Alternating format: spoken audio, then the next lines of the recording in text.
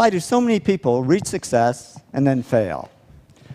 Well, one of the big reasons is we think success is a one-way street. So we do everything that leads up to success, but then we get there, we figure we made it, we sit back in our comfort zone, and we actually stop doing everything that made us successful.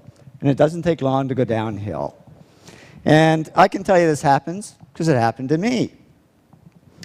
Reaching success, I worked hard, I pushed myself, but then I stopped because I figured, oh, you know, I've made it. I can just sit back and relax.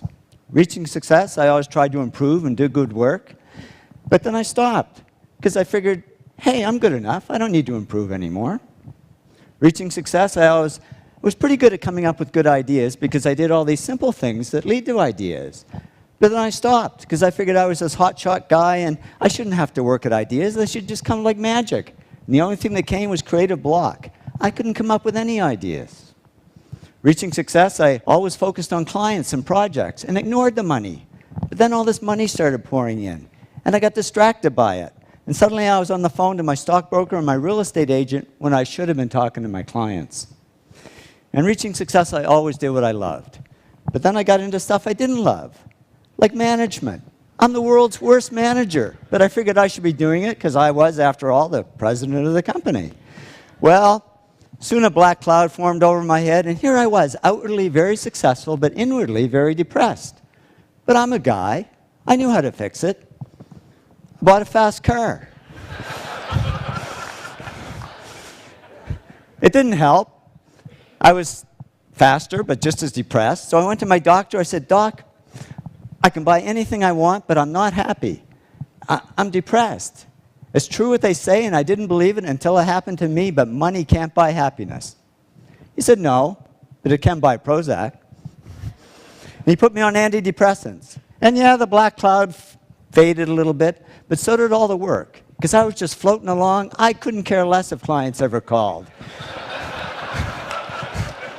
And clients didn't call. Because they could see I was no longer serving them, I was only serving myself. So they took their money and their projects to others who would serve them better. Well, it didn't take long for business to drop like a rock. My partner and I, Tom, we had to let all our employees go. It was down to just the two of us, and we were about to go under.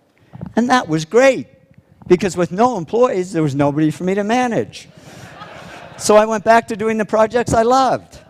I had fun again, I worked harder, and to cut a long story short, did all the things that took me back up to success, but it wasn't a quick trip. It took 7 years. But in the end, business grew bigger than ever. And when I went back to following these 8 principles, the black cloud over my head disappeared altogether. And I woke up one day and I said, I don't need Prozac anymore. And I threw it away and haven't needed it since. I learned that success isn't a one-way street. It doesn't look like this. It really looks more like this. It's a continuous journey. And if we want to avoid success to failure syndrome, we just keep following these 8 principles, because that's not only how we achieve success, it's how we sustain it. So here's to your continued success. Thank you very much.